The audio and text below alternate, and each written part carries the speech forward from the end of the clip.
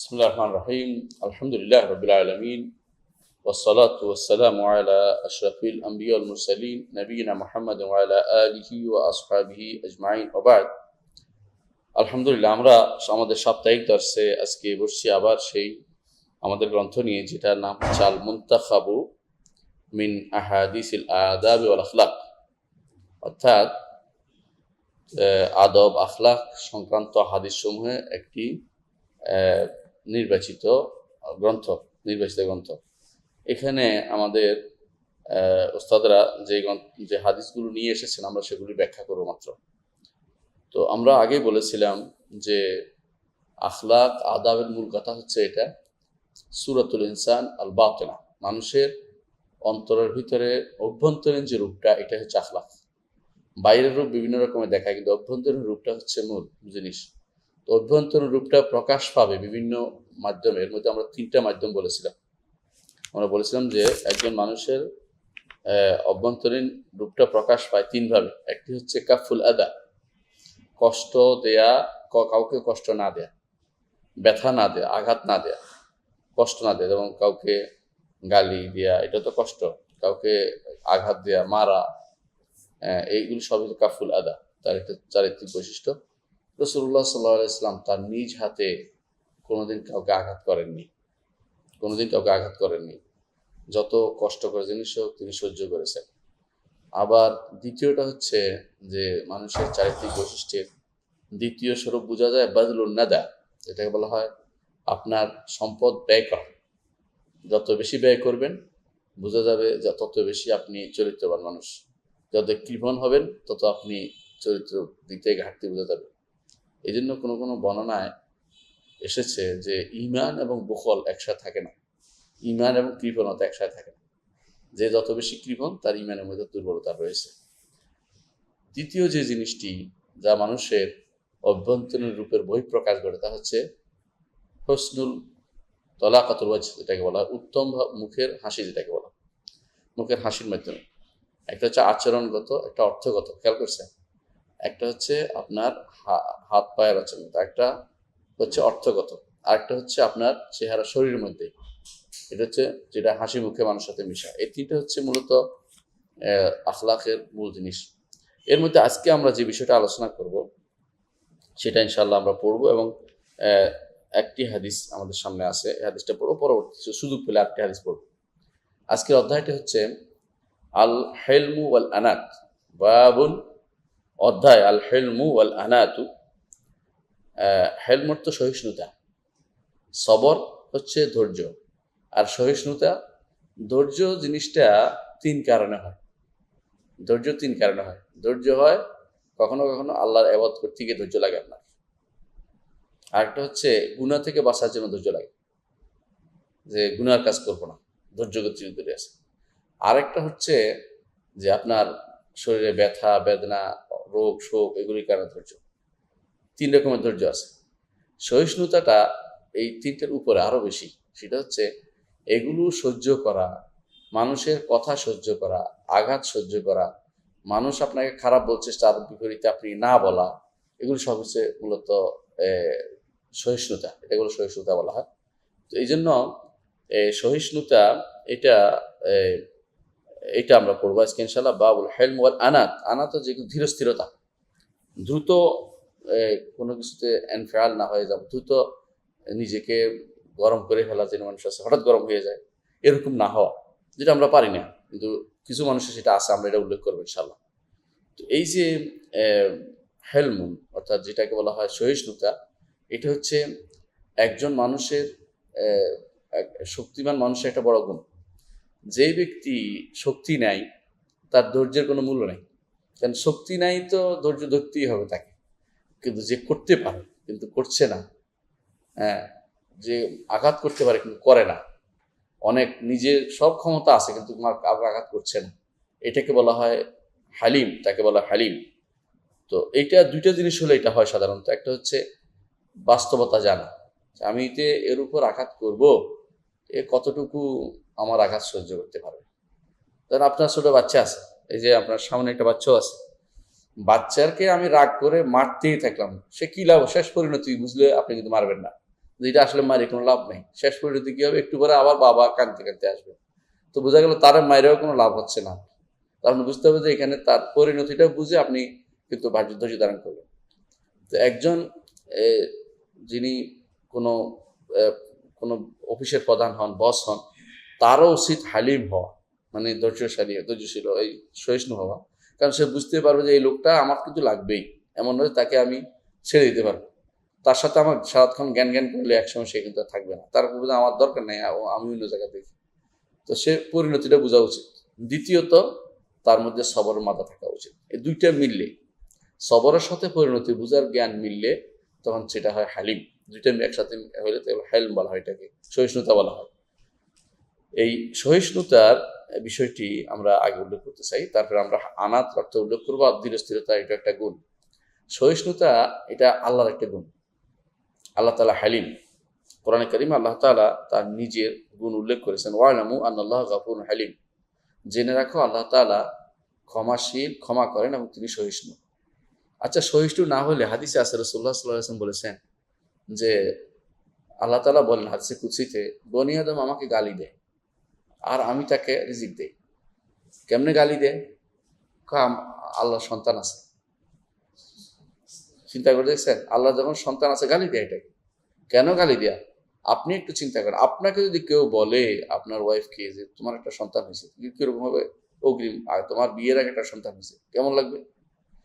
এই জিনিসটা যেহেতু সহ্য করতে পারে একটা মানুষ, সেখানে অর্থাৎ যেহেতু আল্লাহর জন্য সন্তান হওয়ার বিষয়টি তাকে এই কারো প্রতি মুখাপেক্ষী করা, অবশ্য আল্লাহ তাআলা সমাদ, অর্থাৎ কোনো কিছুর মুখাপেক্ষী নয়, না স্ত্রীর মুখাপেক্ষী না সন্তানের মুখাপেক্ষী।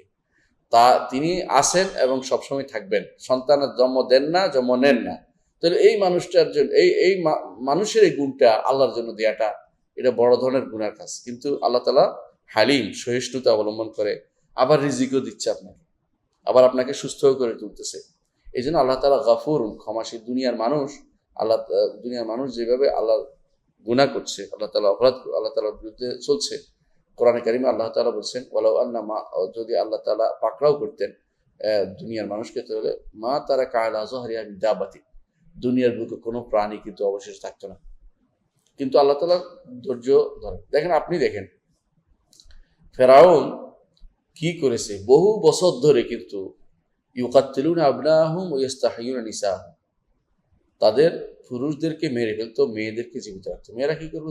খেদমতের কাজ করবো, বাসায় এই জন্য মেয়েদেরকে রাখতো, আর পুরুষদেরকে মেরে ফেলতো। 1 বছর 2 বছর না, মুসা আলাইহিসসালামের আগ থেকে শুরু হয়েছে। মুসা আলাইহিসসালাম একেবারে যতদিন পর্যন্ত বিদেশ গেছে, বিদেশ থেকে আবার আসছে বউ স্ত্রী নিয়ে, সেই বহু বছর পর পর্যন্ত এই জুলুম চালিয়ে যাচ্ছে।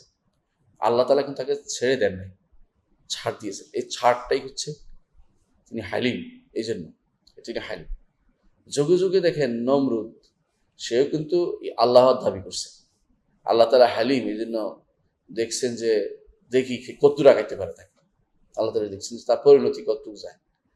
ঠিক ফেরাউনও বলছে আনা রব্বুকুমুল আলা, আমি তোমাদের সর্বোচ্চ রব বলছে।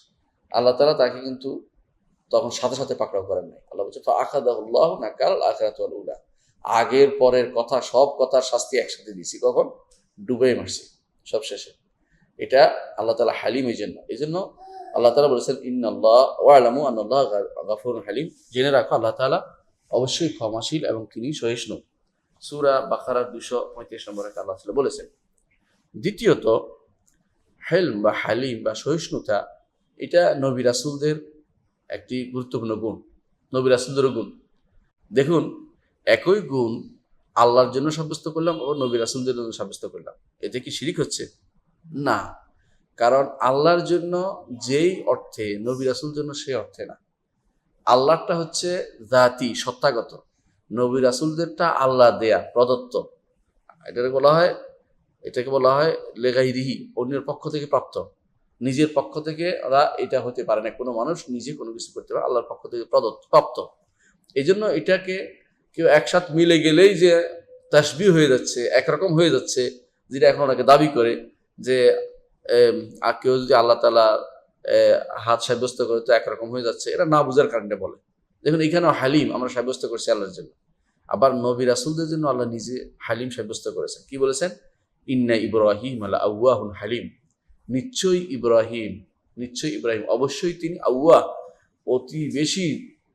অতি বেশি করে, যেটাকে বলে আউয়াহ বলে তাদেরকে, অর্থাৎ তিনি অত্যন্ত বেশি কান্নাকাটি করেন।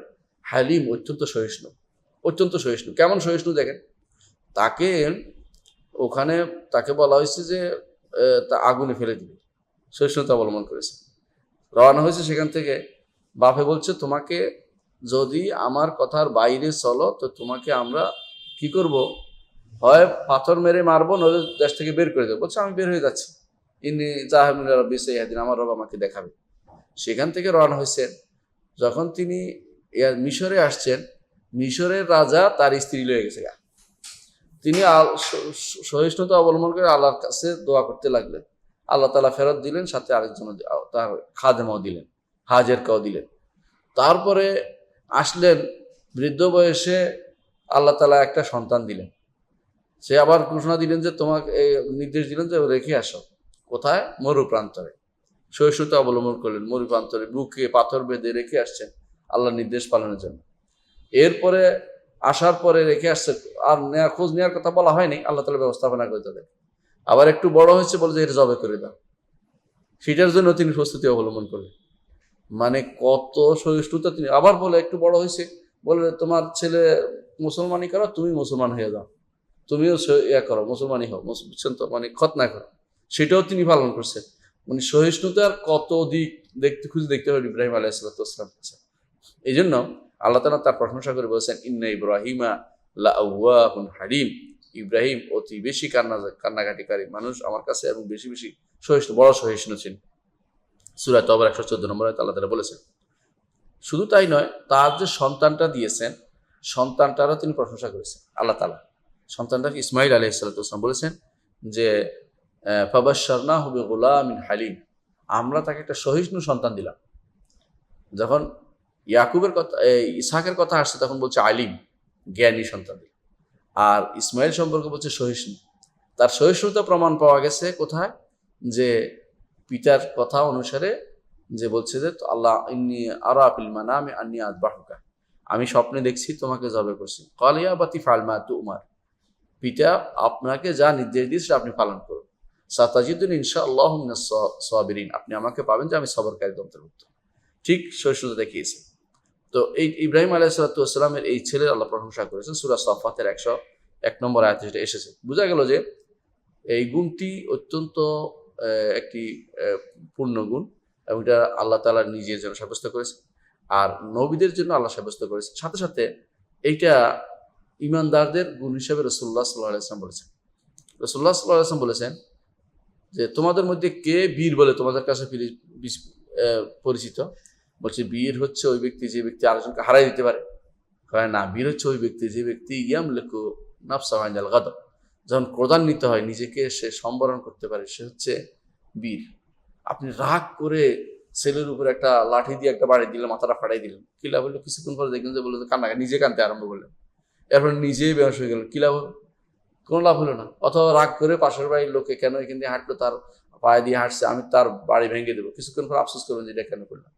এটা এই জন্য, কারণ এগুলো আসলে পরিণতি না জানার কারণে এটা হয়। তো রাসূলুল্লাহ সাল্লাল্লাহু আলাইহি ওয়াসাল্লাম বলেছেন, যে ব্যক্তি ক্রোধের সময় নিজেকে সম্বরণ করতে পারবে সেই ব্যক্তি হচ্ছে সত্যিকারের বীর। বীর পুরুষকে হারিয়ে দেওয়া নয়, নিজেকে সম্বরণ করা, এটা রাসূলুল্লাহ সাল্লাল্লাহু আলাইহি ওয়াসাল্লাম দেখিয়ে দিয়েছেন। তাহলে দেখা যাচ্ছে যে হেলম যেটাকে বলা হয়, অর্থাৎ সহিষ্ণুতা, এটা একটা বড় গুণ। এই গুণটি আল্লাহ তাআলার একটি গুরুত্বপূর্ণ গুণ। আল্লাহ তাআলা তার নবীদেরকে সৃষ্টিগত গুণ দিয়েছেন। মনে রাখবেন, আল্লাহর কোনো গুণ কখনো কোনো মানুষের কাছে নাই, সৃষ্টির কাছে নেই। সৃষ্টির কাছে যেটা আছে এটা সৃষ্ট। যেমন রহমত, আল্লাহর রহমত আল্লাহর কাছে, আমরা যেটা পেয়েছি এটা সৃষ্ট 100 রহমতের একটা ভাগ আল্লাহ আমাদেরকে দিয়েছে, আর 99 ভাগ আল্লাহ রেখে দিয়েছেন। হাসরের দিন আল্লাহ তাআলা 99টা দিয়ে বান্দাদেরকে, ঈমানদার বান্দাদেরকে তিনি রহমত করে দ্রুত তাদেরকে জান্নাতের ব্যবস্থা করবেন।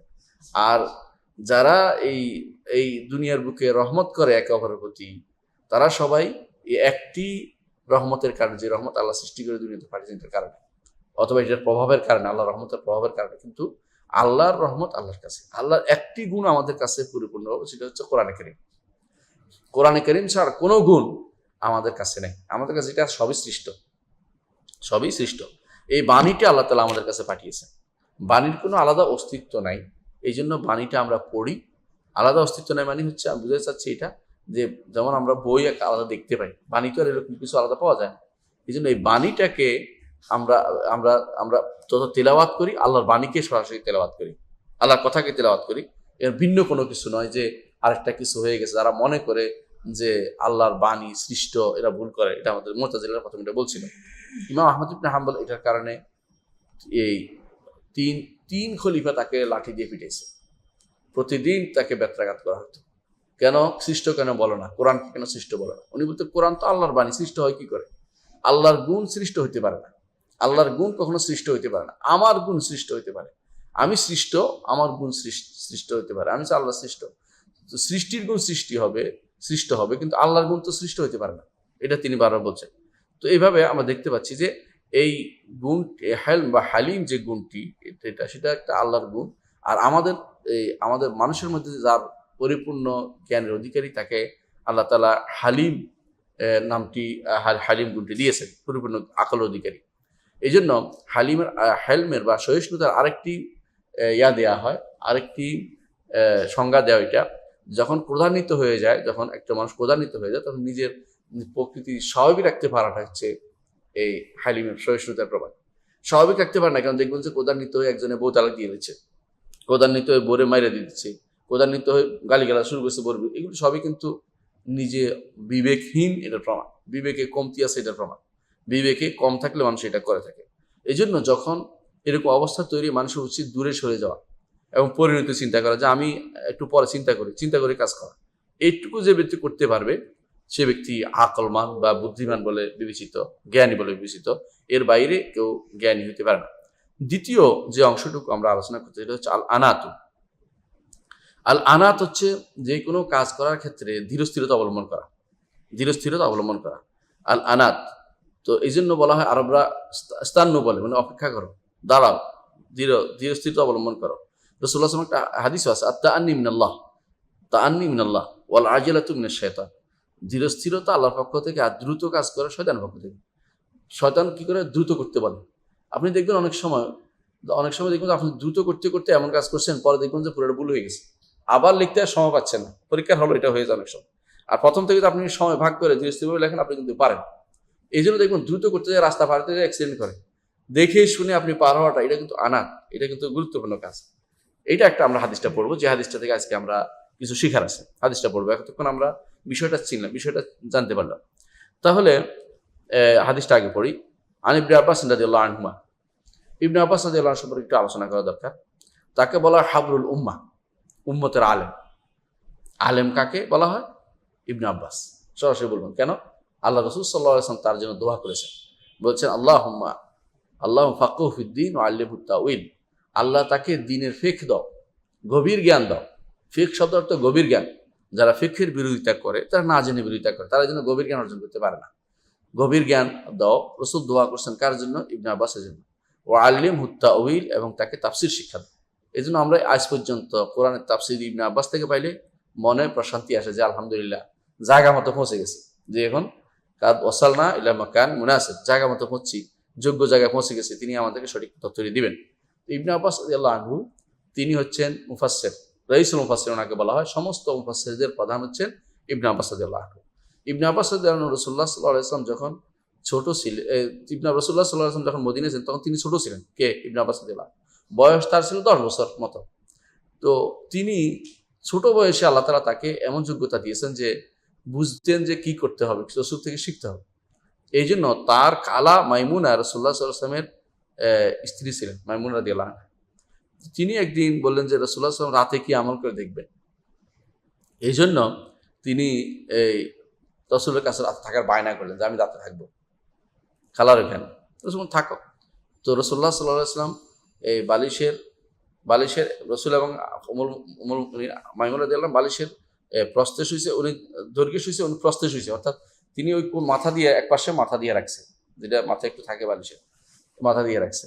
রাতের বেলা রাসূল ঘুম থেকে উঠে অজু করছে দেখে ইবনে আব্বাস উঠে গেছে, উঠে যায় অজু করছে। মানে দেখেন কিভাবে শিখে ছোট বাচ্চারা। তারপরে রসুল্লাহ সাল্লাম সালাদ দাঁড়িয়েছে, উনি এসে সালাদ দাঁড়াইছে, কোন পাশে দাঁড়াইছে?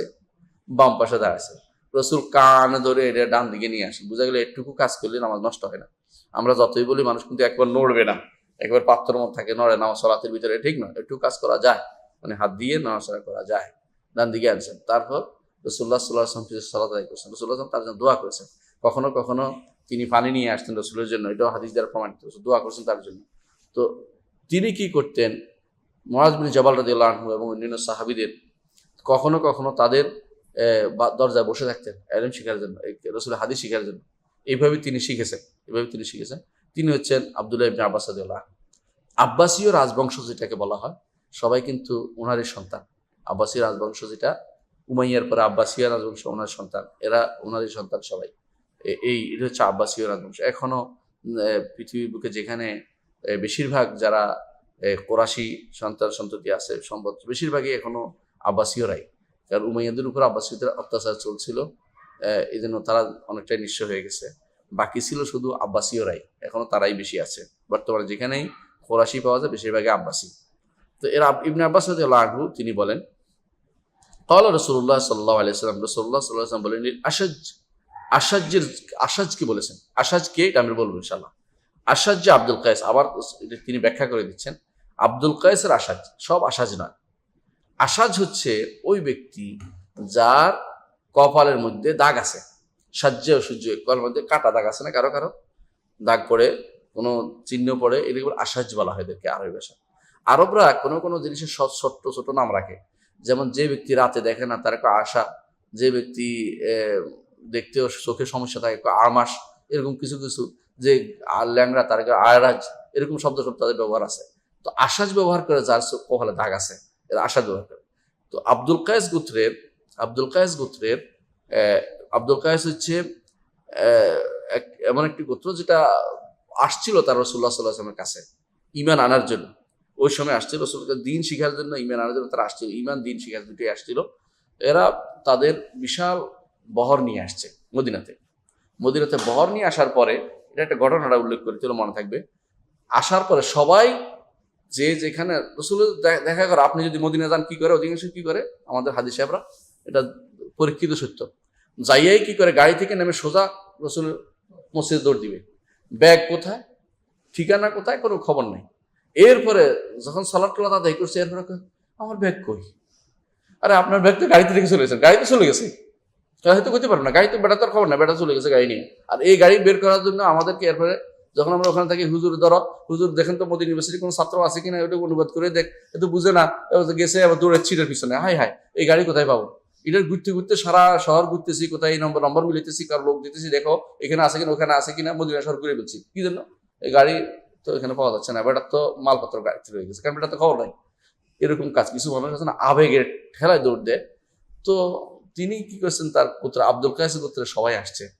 তো এরা দৌড় দিছে রাসূলুল্লাহ সাল্লাল্লাহু আলাইহি ওয়াসাল্লামের সাথে দেখা করার জন্য। কিন্তু ওনার নাম হচ্ছে আল মুনজির ইবনে আয়াত আল আসারি, তিনি আশাজ আল আসরি বলে, উনি ওখানে বসেছিলেন, যায় নাই। উনি সমস্ত উটগুলোকে বাঁধছে, নিয়ম যেটা এটা, উটগুলো বাঁধছে কেন, চলে যাবে এদিক সেদিক।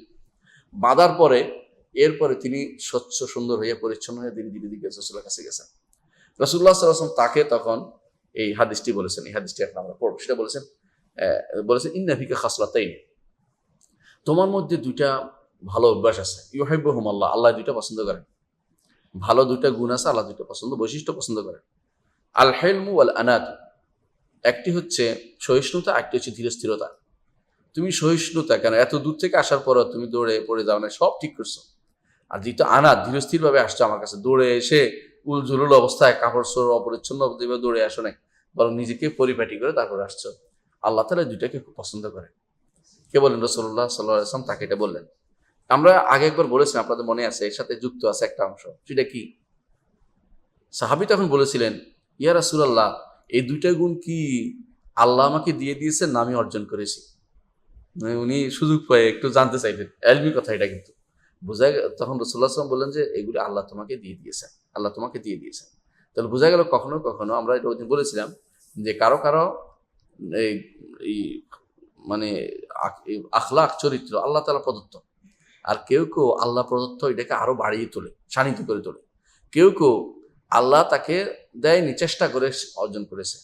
কেউ কেউ আল্লাহ দিয়েছেন, সে আর একটু বাড়িয়ে নিয়েছে। কেউ আছে আল্লাহ তাকে দেয়নি, নিজেও চেষ্টা করে না। এরা সবচেয়ে বেশি নিকৃষ্টতর মানুষ। এরা চরিত্র অর্জন করতে চেষ্টা করে না, কিন্তু নেক চরিত্র অর্জন করাটা উচিত। চেষ্টা করলে মানুষ কিন্তু অনেক কিছুই তৈরি করতে পারে, নিজে চেষ্টা করতে পারে, কারণ চেষ্টা করলে আল্লাহ তাআলা তাকে দেন। চেষ্টা করাটা উচিত। তো এই সাহাবী যখন এটা বললেন, যে সাহাবীকে রাসূলুল্লাহ সাল্লাল্লাহু আলাইহি ওয়াসাল্লাম এটা বললেন যে ইন্না ফিকা খাসলাতান ইউহিব্বুহুমুল্লাহ, তোমার মধ্যে দুটি বৈশিষ্ট্য আছে, আল্লাহ দুইটাকে পছন্দ করেন। একটি হচ্ছে আল হেলম, একটি হচ্ছে আল আনাত, একটি হচ্ছে সহিষ্ণুতা, একটি হচ্ছে ধীরস্থিরতা। আচ্ছা, ধীরস্থিরতা এটা আমরা শেষ করবো ইনশাআল্লাহ, সময় নষ্ট করবো না, শেষ করবো। ধীরস্থিরতা হচ্ছে সবকিছুতেই ভালো, মনে রাখবেন। একটা অনেকে বলে যে আমরা সবকিছু ধীরস্থির করবো না, আখিরাতের কাজের মধ্যে ধীরস্থিরতা করা যাবে। বুঝছেন কিনা কথাটা? যে সালাতে যাই তাহলে আমরা আর যাবো আর কি, মক্কায় যাবো আর কি এক সময়, এসব চলবে না। আখিরাতের কাজের মধ্যে ফাস্তাবিকুল খায়রাত আল্লাহ বলে দিয়েছে, ফাস্তাবিকুল খায়রাত, যে ন্যাক কাজে মুসাবাকা লাগবে, প্রতিযোগিতা লাগবে। এখানে ধীরস্থিরতা করে চলবে না। আপনি যদি কোনো বলেন যে তোয়াফ করবো আর কি, পড়ে থাকি, দেখি কাবার দিকে তাকিয়ে থাকি, কিছু মানুষ আছে যখন মক্কা যায় কাবার দিকে তাকিয়ে থাকলে সওয়াব হয়, কাবার দিকে তাকিয়ে থাকলে কোনো সওয়াব হয়, কোনো হাদিস নাই। অনেকে মনে করে কাবাতে এত হাত রহমত নাজিল হয়, অর্ধেক তাকায় থাকলে এত রহমত পেয়ে যাবে, এগুলি বানোয়াট কথা। এগুলি তাকাইতে গেলে কোনো কাজ, মক্কাতে গেলে দুইটাই সওয়াবের কাজ বড়। একটা হচ্ছে কি সালাত আদায় করা, একটা হচ্ছে কি তোয়াফ করা। এইটা সুযোগটা কখনো হাতছাড়া করতে উচিত না। এইখানে তাসাবুক কষ্ট হইলেও করবেন, কেন এরপর আর পাবেন না। যেমন এখন করোনাকালীন সময় আমরা যতই চেষ্টা করি না, মক্কা যাওয়ার যে অবস্থা, চেষ্টা করলেও আপনি দিবে না, গেলেও আপনাকে টাইম মোতাবেক শুধু উমরা করাই বিদায়। আর এখানে আসলে কিন্তু আপনার নাম লেখা শুরু করবে যে কেন আসছে, বিপদে ফেলাই দিবে। কত এখন তো আর মানে সীমিত হয়ে গেছে। একটা সময় তো ছিল কি সীমিত, যার যত ক্ষমতা আছে সব দেখানোর জন্য মানুষ ছাত্ররা দৌড়াইতে ওখানে, আলহামদুলিল্লাহ সুযোগ ছিল। এখন তো সেটা নাই। তো সব কাজে ভালো এই ধীরস্থিরতা, কিন্তু আল্লাহর কাজে না ধীর না। তবে হ্যাঁ, আল্লাহর কাজটা আদায় করার সময় ধীরস্থির করা উচিত। সেটা কি, কোরআন তাড়াতাড়ি পড়লেন আপনি, একটু বোঝা গেল না, এটা কিন্তু জরুরি, এটা কিন্তু ঠিক না। কোরআনকে আপনি পড়তে হবে কিভাবে, ওয়ারাত্তিলিল কোরআনা তারতিলা। সালাত কেমনে পড়বেন, প্রতি আয়াতে থামবেন, আলহামদুলিল্লাহ রাব্বিল আলামিন, আলহামদুলিল্লাহ, এটা না, এভাবে না। অনেক সময় যেভাবে আমাদের রমজান মাস আসলে আমরা কি করি, যত তারাবি মানে তাড়াতাড়ি, ওইটা যেন না হয়। বরং সালাত আদায় করার সময়, অন্যান্য যেগুলো আবাদ করার সময় আপনি ধীরস্থির অবলম্বন করবেন, যেভাবে রাসূল বলেছেন সেভাবে করেন। এটাই ধীরস্থিরতা, এর চেয়ে বেশিও না, এর চেয়ে কমও না, সেটাই ধীর সঠিক কাজ, আনাত এটাকে বলা হয়। তো যে কোনো কাজ, একটা বর্ণনাও আসছে, সেটা হচ্ছে মানুষ বলে থাকেন এটা, যে 24 নবুয়তের 24 ভাগের এক ভাগ হচ্ছে কিন্তু ধীরস্থিরতা। কারণ রাসূলুল্লাহ সাল্লাল্লাহু আলাইহি ওয়াসাল্লাম ধীরস্থিরভাবে দাওয়াত দিয়েছেন, একেবারে কারো আঘাতকে পরোয়া করেননি। এইভাবেই রাসূলুল্লাহ সাল্লাল্লাহু আলাইহি ওয়াসাল্লাম এখান থেকে শিখা হয় যে ধীরস্থিরতা একটা বিশাল জিনিস। যদিও আমরা আগেও বলেছি, ধীরস্থিরতা এই নয় যে আপনি কাজটা করতে ঢিলেমি করবেন, 2 বছর লাগাই দিবেন, অথবা একটা ভালো যে দরকারি কাজটাকে সময়মতো করবেন না, এটা না। উদ্দেশ্য হচ্ছে এটা, যে কোনো কাজের মধ্যে ইচ্ছা করলে আপনি সুন্দর করে করতে পারেন, অসুন্দর করে তাড়াতাড়ি করে অসুন্দর করাটা অনুমোদিত নয়। এটা হচ্ছে মূল কথা। এই হাদিস থেকে আমরা একটা কিছু শিক্ষা নিব ইনশাআল্লাহ। 1 নম্বর শিক্ষা হচ্ছে যে আল হাসু আল হেলম ও তাসাব্বুত ফিল উমুর ওয়া তারকুল আজালা। আমি সবসময় ধীরস্থিরতা অবলম্বন করব এবং সহিষ্ণুতা অবলম্বন করব। দ্রুত কোনো কাজ দ্রুত করতে যাইয়া পাগল হয়ে উল্টাপাল্টা না করে বসি। গাড়ি যদি আপনি খুব দ্রুত চালান, শেষ পরিণতি কি, একটা অ্যাক্সিডেন্ট। আর যদি ধীরস্থিরভাবে চালান, দেখবেন যে আপনি এবং যে তাড়াতাড়ি চালাইছে তার মধ্যে পার্থক্য কিন্তু খুব কমই হয়। কতক্ষণে দেখবেন যে ঠিক সে ওই এক জায়গায় কোথাও জাম লাগছে, ওখানে যাই আপনি তার সাথে হয়তো সে 10 মিনিট আগে গেছে, আপনি যাইও 10 মিনিট পরে পৌঁছে, এর বেশি একটা পার্থক্য হয় না। কিন্তু খুব দ্রুত গিয়ে অ্যাক্সিডেন্টটা করার জন্য মানুষ কিন্তু খুব দ্রুত অবলম্বন করে, এবং তখন আর নিয়ন্ত্রণ থাকতে পারে না গাড়ি। যত বদনামিটা সেখানে হয়, যে এটা হয়েছে, ড্রাইভারের হয় সুনাম বদনাম, আপনারও হয় যে তাড়াতাড়ি করতে বলেছেন, আপনিও তাড়াতাড়ি, তুমি কি করো, ঝগড়া লাগিয়েছেন ড্রাইভারের সাথে, কোনো লাভ তো নাই এটাতে। দ্বিতীয় যে ফায়দা, সেটা হচ্ছে উত্তম চরিত্র যদি কারো থাকে সেটা বলা উচিত। যেমন রাসূলুল্লাহ সাল্লাল্লাহু আলাইহি ওয়াসাল্লাম উত্তম চরিত্রের কথা ঘোষণা দিয়েছেন, যে আপনার মধ্যে এই জিনিসটা খুব পছন্দনীয় আমার, এটা বলতে পারেন, কোনো দোষের কিছু নয়। তৃতীয় উপকারিতা হচ্ছে মানুষের সামনেও যদি তার ফেতনার ভয় না থাকে তো ভালো কথাটা বলা যাবে, কিন্তু ফেতনার ভয় থাকলে বলবেন না। ফেতনা কি জানেন, অহংকার আসবে, আমি তো বিশাল কিছু হনুরে, বড় হয়ে গেলাম কিছু একটা, এরকম কিছু আসার সম্ভাবনা থাকলে অথবা নিষেধ করলে সেটা বলবেন না। কিন্তু যদি এমন কোনো লোকের মাধ্যমে হয় যিনি কারো পরোয়া করেন না, যেমন রাসূলুল্লাহ সাল্লাল্লাহু আলাইহি ওয়াসাল্লাম কোনো ব্যক্তির প্রশংসা পরোয়া করেন না, কিন্তু কেন বলছেন যে এই লোককে এটা বললে অন্যরাও শিখবে, তার মধ্যে এটা আসবে, সেজন্য তিনি সেটা বলেছেন। চতুর্থ যে শিক্ষা আমরা পাই যে মানুষকে তার মর্যাদা দিতে হবে। একজন মানুষকে তার সঠিক মর্যাদা দিতে হবে, যেটা এবং তার যে ফজিলত আছে সেটা বলা, রাসূলুল্লাহ সাল্লাল্লাহু আলাইহি ওয়াসাল্লাম সেটা বলেছেন, আশা যে লাস্টে এটা বলেছেন। পঞ্চম যে ফায়দা সেটা হচ্ছে মহাব্বা, আল্লাহ তাআলার সিফাতুল মাহাব্বা। আল্লাহ তাআলা ভালোবাসেন। এই যে আল্লাহ তাআলা ভালোবাসেন বলছেন যে আল্লাহ তাআলা তোমার দুইটি বৈশিষ্ট্য আছে যে আল্লাহ ভালোবাসেন। বোঝা গেল আল্লাহ ভালোবাসা, আল্লাহর একটা ভালোবাসা পছন্দ করা, আল্লাহর ভালোবাসাটা আল্লাহর একটা গুণ, আল্লাহর একটা গুণ। দুর্ভাগ্যবশত আশারি ও মুতাজিলি, দুই দলের লোকেরা, আশারি, মাতুরিদি, মুতাজিলি, এরা কেউই আল্লাহর ভালোবাসার গুণ সাব্যস্ত করে না। তো বলে কি, আল্লাহ তো বলছে ইউহিব্বুহুম আল্লাহ, হাদিস রাসূলও বলছে ইউহিব্বুহুম আল্লাহ, বলতে এটার অর্থ এরাদাতুল খায়র, কল্যাণের ইচ্ছা করা। কোন দিকে নিয়ে গেছে, অর্থাৎ সরাসরি কথা না বলে ওদিকে চলে গেছে। এখন ওইরকম হয়ে গেছে যে তুমি দুধ খাইবা, দুধ কিরকম, বলে সাদা বগের মতো। বগ কিরকম, এইরকম। হাত দিয়ে এমনি দেখছে, ওরে বাবার এটা আমার গলা দিয়ে ঢুকবে না, এখন আর তিনি বক খাবেন না, দুধ খাবে না। যে এইরকম হয়ে গেছে মুতাজিলা, আশারি, মাতুরিদির অবস্থা। তারা সোজা কথাটা আল্লাহ রাসূল বলেছে ভালোবাসে, আল্লাহ ভালোবাসে, কারণ আল্লাহ মহব্বত থাকতে হবে। মহব্বত তো হলো অন্তর নরম হওয়া। তো আল্লাহর অন্তর আছে, না না মানুষ হয়ে গেল, না না মিলে গেল, না না একরকম হয়ে গেল, দেহবাদী আকীদা হয়ে গেছে, না না বাদ বাদ বাদ। কার কথা বাদ দিচ্ছে? আল্লাহর কথা, রাসূলের কথা বাদ দিয়ে দিচ্ছে। কি জন্য? নিজের আকলের ভিতরে উল্টাপাল্টা বুঝে এখন আল্লাহ এবং তার রাসূলের কথা বাদ দিয়ে দিচ্ছে। অথচ মহব্বত অবশ্যই আল্লাহ তাআলার একটি গুণ। আল্লাহ তাআলা ভালোবাসেন। কোরআন ইউহিব্বুহুমুল্লাহ, আল্লাহ তাআলা বলছেন যে আল্লাহ তাআলা তো তোমাদেরকে ভালোবাসেন। তাহলে অবশ্যই ভালোবাসা একটি গুণ। আচ্ছা, আমরা এই হাদিস থেকে আরো কিছু পাই, উপকারিতা পাই, সেটা বলবো ইনশাআল্লাহ। এক নম্বর হচ্ছে যে প্রথমত যে সহিষ্ণুতার একটা বড় গুণ হচ্ছে, সহিষ্ণু মানুষকে বোঝা হয় আকলের দিক থেকে সবচেয়ে বড় ওরা। ইতিহাসে সবচেয়ে বড় সহিষ্ণু মানুষ নবী রাসূলদের পরে যাকে বলা হয় তিনি হচ্ছেন মুআবিয়া রাদিয়াল্লাহু আনহু। মুআবিয়া রাদিয়াল্লাহু আনহু কিরকম জানেন? রাসূলুল্লাহ সাল্লাল্লাহু আলাইহি ওয়াসাল্লামের নাতি যাইতো, কোনো এক নাতি যাই বলতো, মুআবিয়া তুই আমার নানার গোলাম, মানে এইভাবে রাগ করে করে কইতো। আর তিনি হাসতেন, হাসি হাসি উড়াই দিত, ঠিকই তো, তোমার নানা গোলাম হওয়া তো আমার জন্য বড় বিশাল ব্যাপার, তোমার নানা দাস হইতে পারা তো আমার জন্য খুশির ব্যাপার। এগুলি বলতেন।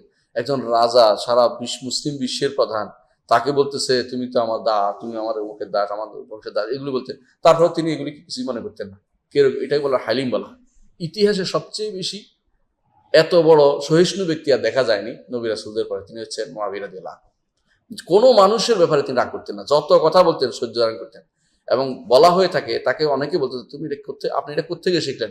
বা কি শিখছি, এটা শিখছি এই জন্য আমি দেখেছি এর মধ্যে এইটার চেয়ে বড় উপকারী কোনো কিছু নাই, আমি তাড়াহুড়ো করে ওর শত্রু বানাইলাম, পরবর্তী সে আমার বিরুদ্ধে দাঁড়াবে। এই জন্য দেখা গেছে মুআবিয়া রাদিয়াল্লাহু আনহুর সময়ে একজন মানুষও কেউ তার বিরুদ্ধে কথা বলে, কোনো সাহাবীও না তাবেঈও না, কেউ কথা বলেনি। কিন্তু তারপরেই যখনই মানুষের ভিতরে এটা ছিল না, তখনই কি হয়ে যায়, শত্রু বেড়ে যায়, শত্রুতা আরম্ভ হয়ে যায়। এই জন্য যাদের আকলে পরিপূর্ণতা বেশি, তাদের সহিষ্ণুতাও বেশি। দ্বিতীয় আরেকটি উপকার আমরা পাই, সেটা হচ্ছে আপনি এই সহিষ্ণুতার মাধ্যমে মানুষের মধ্যে ভালোবাসা প্রসার করতে পারেন, ভালোবাসা প্রসার করতে পারেন। আমরা কয়েকটা উদাহরণ দেব ইনশাআল্লাহ। ভালোবাসার প্রসার হয়। তৃতীয় লাভ হচ্ছে এটা যে মানুষের মধ্যে হিংসা হানাহানি বন্ধ হয়ে যায়। চতুর্থ লাভ হচ্ছে এটা যে মানুষ হঠাৎ করে যে কোনো কাজ করে এরপরে সে আফসোস করতে থাকে, কিন্তু একসময় আপনার আফসোস করবে না যখন আপনার সহিষ্ণুতা থাকে। কিভাবে সহিষ্ণুতা আসে? কখনো কখনো আল্লাহ প্রদত্ত হয়, কখনো সেটা মানুষ অর্জন করতে পারে। কিভাবে অর্জন করে? যখন সে জানবে যে আল্লাহ তাআলা সহিষ্ণু, আমাকে সহিষ্ণু হওয়া উচিত। মানুষকে স্মরণ করিয়ে দেয় ইন্নাল্লাহ হালিম, আমাকে সহিষ্ণু হওয়া উচিত। আল্লাহ তাআলা কেন আপনি সহিষ্ণু হবেন? আল্লাহ তাআলা আপনার অন্তরের খবর জানে, এটা আপনি চিন্তা করবেন। যে আল্লাহ তাআলা কোরআনে কারীম বলেছেন ওয়ালামু আন্নাল্লাহা ইয়ালামু মা ফি আনফুসিকুম ফাহদারু, জেনে রাখো আল্লাহ তোমাদের অন্তরের খবর জানে, তাহলে আল্লাহকে তোমরা ভয় করো। এরপর আল্লাহ তাআলা বলছেন ওয়ালামু আন্নাল্লাহা গাফুরুন হালিম, মনে রাখো অন্তরের খবর জানি, ক্ষমা করব আর তোমাদের সহিষ্ণুতা অবলম্বন করি আমি। এর অর্থ তোমাকে, হে বান্দা, তুমি তো তোমার খবর আল্লাহ জানে, তুমি সহিষ্ণু হও, তাড়াতাড়ি করো না, দ্রুত আক্রমণ করে বেরিয়ে না। দ্বিতীয় যে কাজ যার মাধ্যমে আপনি সহিষ্ণু হতে পারবেন সেটা হচ্ছে যখন আপনি জানবেন যে আল্লাহ সহিষ্ণুতার জন্য কি সওয়াব রেখেছে। কি সওয়াব রেখেছে? আল্লাহ তাআলা বলেছেন সারিউ ইলা মাগফিরাতিন মির রাব্বিকুম ওয়া জান্নাতিন আরদুহাস সামাওয়াতু ওয়াল আরদ, ওই জান্নাতের জন্য দ্রুত এগিয়ে যাও, যে জান্নাত আল্লাহ তাআলা রেখেছেন যারা মানুষকে ক্ষমা করে দেয়, ওয়াল আফিনা আনিন নাস, মানুষকে যারা সহিষ্ণু হিসেবে মানুষকে ক্ষমা করে দেয়, এদের জন্য আল্লাহ তাআলা এমন এক জান্নাত রেখেছেন, যা জান্নাতের পরিধি হচ্ছে আসমান জমিন। আসমান জমিনের চেয়ে বর্তমান পৃথিবীর 10 গুণ একজন সর্বশেষ জান্নাতে প্রবেশকারী কে দিবে, 10টা জান্নাত। তাহলে বড় যারা প্রথমে যায় তারা কয়টা জান্নাত হবে, কত বেশি পাবে, এটা আল্লাহই জানে। তাহলে এইটা কাদেরকে দিবেন? আল্লাহ আফিনা আনিন নাস, যারা সহিষ্ণুতা অবলম্বন করবে তাদের জন্য। এটা যে ব্যক্তি জানবে সে ব্যক্তি সহিষ্ণুতা অবলম্বন করতে তার জন্য সক্ষম হবে। তৃতীয়ত, রাসূলুল্লাহ সাল্লাল্লাহু আলাইহি ওয়াসাল্লাম এর দিকে তাকান, তিনি কিভাবে এই যারা ভুল করতো তাদের কিভাবে সহিষ্ণু অবলম্বন করতেন। বেদুইন আসছে মসজিদে, আসে মসজিদের পাশে দাঁড়াইয়া মাশাআল্লাহ কাম সারাই দিছে, পেশাব দিয়ে একদম ভাসাই দিছে। সাহাবা একরাম দৌড়ে আসে, ধর ধর ধর। রাসূলকে বললেন, না তুজরিমুহু, আরে শেষ করুক, কাজ শেষ করুক, আগে কাজ শেষ করে ফেলুক।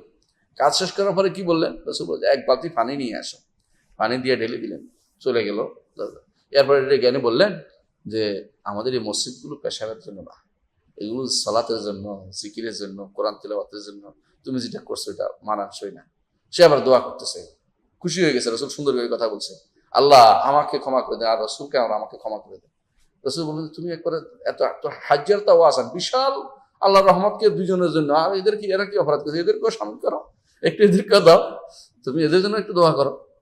মানে রাসূলুল্লাহ সাল্লাল্লাহু আলাইহি ওয়াসাল্লাম কতটুকু সহিষ্ণু হলে এই লোককে এত কিছুর বিনিময়ে শিক্ষা দিচ্ছে, কিন্তু শিক্ষা দিচ্ছে, সহিষ্ণুতা শিক্ষা দিচ্ছে। আরেকটা দেখেন, আরেকটা উদাহরণ দিবেন। রাসূলুল্লাহ সাল্লাল্লাহু আলাইহি ওয়াসাল্লাম একবার এক যুদ্ধ থেকে ফিরতেছিলেন, তো সবাই গাছের নিচে নিচে শুয়ে গেছে। আরব দেশে গাছের নিচ পাওয়া মানে বিশাল ব্যাপার, কারণ আমাদের দেশের মতো ওখানে তো আর বড় গাছ নেই। গাছের নিচ পাইছে, গাছের জায়গায় পাইছে, গাছের নিচ শুয়ে গেছে। বিশেষ করে আপনি যদি কোনো এই অঞ্চলের দিকে যান, মরুভূমি অঞ্চলে গাছ পাইলে তো বিশাল কিছু পাইছে, গাছের নিচে শুয়ে গেছে। রাসূল এক গাছের দূরে যায়, গাছের নিচে শুয়েছে। এমন সময় ওই এলাকার বেদুইন এসে তরবারি তুলে বলে, কে তোমাকে রক্ষা করবে? রাসূল তো আল্লাহর উপর পুরো ভরসা, আল্লাহ। সঙ্গে সঙ্গে বেদুইনের হাত থেকে তরবারি পড়ে গেছে। রাসূল আবার উঠাই বলছে, কে তোমার রক্ষা করবে? বাঁচাও বাঁচাও বাঁচাও, মানে এখন সে তো আর আল্লাহর উপর ইমানদার না। রাসূল হালিম, সহিষ্ণু, বললেন যে এই টাকা আসো আসো, তোমরা আসো, দেখো এই লোকে কি কাজ করছে, এই লোকে এই কাজ করছে। এইটা দেখে লোকটি ইসলাম গ্রহণ করলো, আমাকে হত্যা করে নাই, এটা তো বিশাল ব্যাপার আমার জন্য। সহিষ্ণুতার ফল এটা, সহিষ্ণুতার ফল এটা। রাসূলুল্লাহ সাল্লাল্লাহু আলাইহি ওয়াসাল্লাম একবার রাস্তা দিয়ে যাচ্ছেন, একজন টেনে ধরে তার দাগ ফেলে দিয়ে শরীরের মধ্যে চাদর ধরে টানছে। রাসূলুল্লাহ সাল্লাল্লাহু আলাইহি ওয়াসাল্লাম তাকেও ক্ষমা করে দিয়েছেন। এমনকি জুল খয়সরাত তামিমি, যে পরবর্তী খারেজি হয়েছিল, রাসূল তাকেও ক্ষমা করে, যারা বলছে ইনসাফ করো চিল্লাচিল্লি করছে, রাসূল তারাও ক্ষমা করে। কারণ সহিষ্ণু মানুষ, এদের দ্বারা উপকার বেশি হয়, সমাজের উপকার হয়, এবং এরা দুনিয়ার উপকার করে। এই জন্য সহিষ্ণু হওয়া উচিত। এটাই আজকের আমাদের শিক্ষার বিষয়। আর তৃতীয় হচ্ছে আনাত হচ্ছে যে ধীরস্থিরতা অবলম্বন, যে কোনো কাজের পরিণতি চিন্তা করে কাজ করা, এবং এটা খুবই একটা জরুরি জিনিস। এটা না হলে মানুষ দুনিয়াতে পস্তাতে থাকে শেষে, যে এই কাজটা ঠিক হয়নি।